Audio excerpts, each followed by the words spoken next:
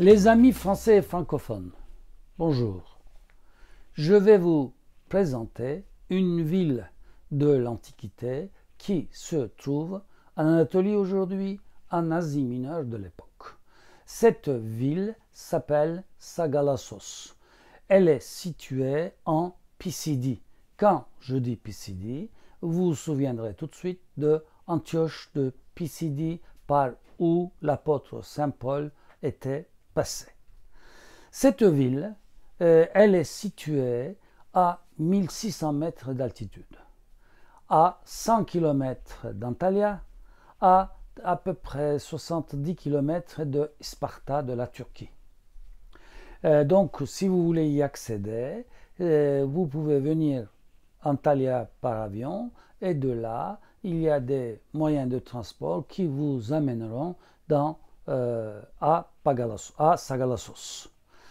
Et pour vous dire, pour que j'oublie pas, là il y a un petit hôtel très très joli qui s'appelle Sagalassos Lodge and Spa.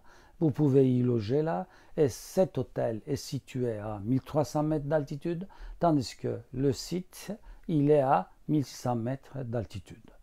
De l'hôtel, vous pouvez y aller par navette à ce site, entre autres. Pourquoi les gens avaient choisi ce lieu comme un endroit pour y vivre? Parce que là, il y a plusieurs sources d'eau. À l'heure actuelle, il y en a plus d'une centaine. À l'époque, il y en avait bien entendu bien moins, mais l'eau attire tous les gens pour y vivre, bien entendu. Et il y a aussi des centres où ils extrayaient la pierre à chaud, ou bien le calcaire comme on dit aujourd'hui, et ils ont profité pour pouvoir construire à une altitude pareille une ville entière.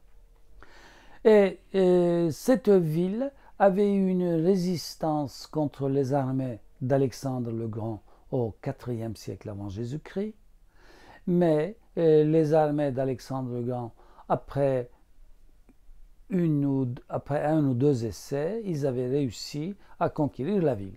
Après, les armées se sont retirées pour partir en Égypte, et là, cette arrivée de Alexandre le Grand avait beaucoup influencé les gens qui y vivaient, et c'est grâce à ça la culture de Sagalassos était fort hellénisée.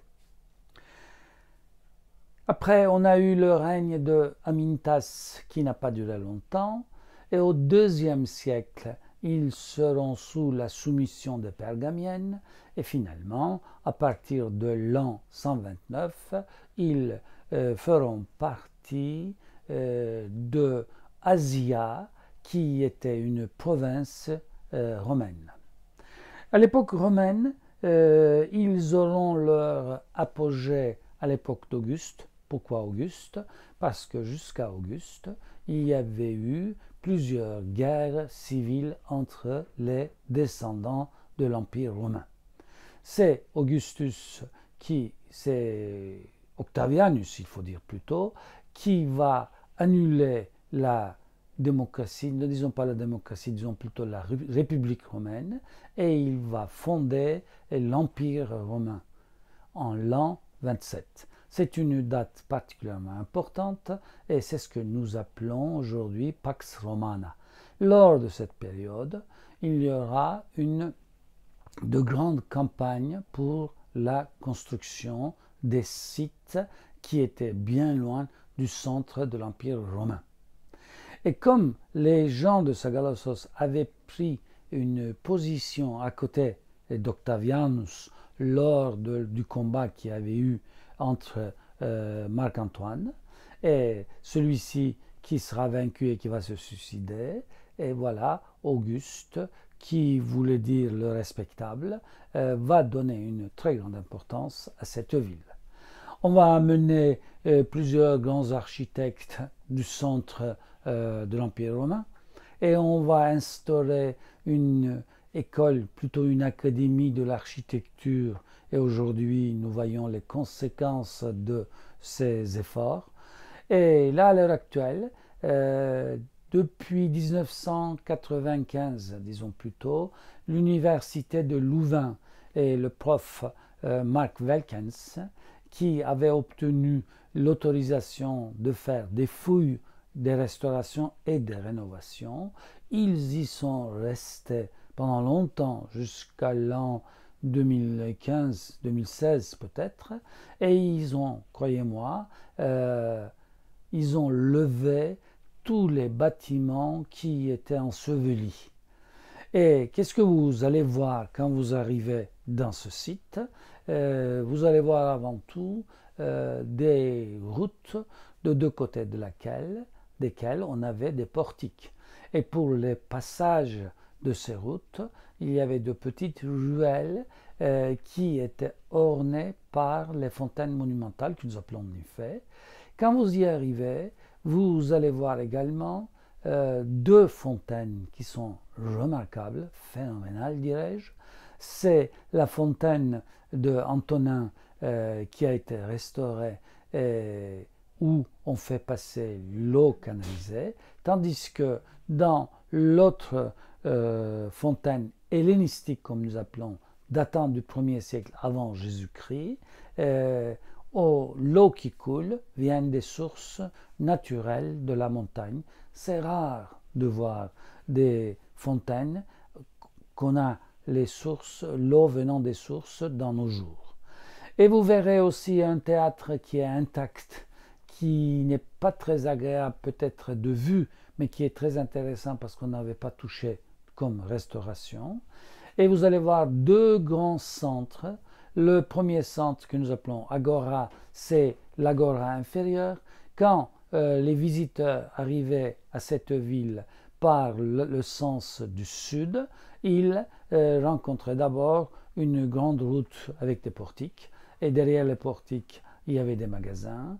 Et après, ils arrivaient dans le centre où on faisait la vente de certains produits qu'ils importaient. Qu'est-ce que c'était ces produits? Avant tout, les pots en terre cuite qui étaient faites avec le style italien sigillata, où on avait utilisé la peinture rouge et qu'ils avaient exporté à travers le bassin méditerranéen et même en Afrique, on avait vendu aux Africains. Également, les arbres qu'ils coupaient, ils exportaient par le port de Perguais ou le fleuve Sestros qui amenait les eaux à la Méditerranée, et grâce à ça, ils vendaient du bois à travers le monde entier.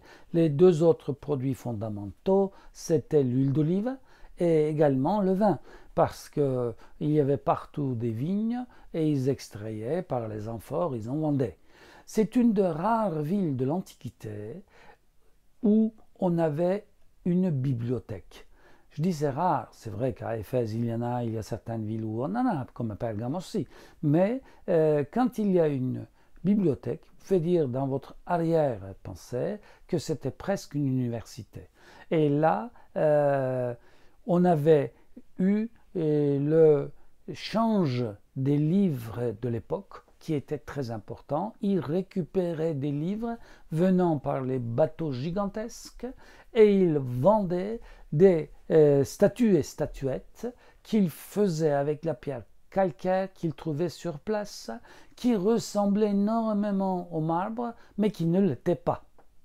Et donc c'était une ville qui s'était beaucoup développée grâce à cette industrie entre guillemets.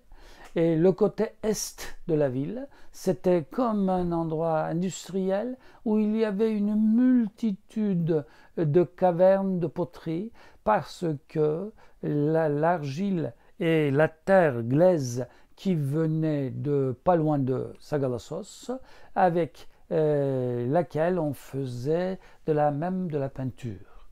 Et il y avait des forgerons parce que c'était des montagnards et des guerriers qui étaient fort connus à l'époque.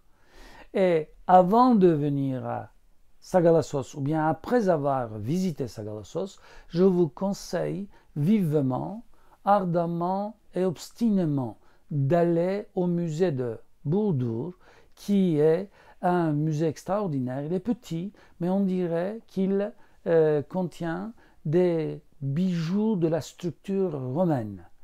Et surtout, les frises de Héron, que nous appelons le lieu sacré de la ville, où on a des filles qui dansent et qui jouent.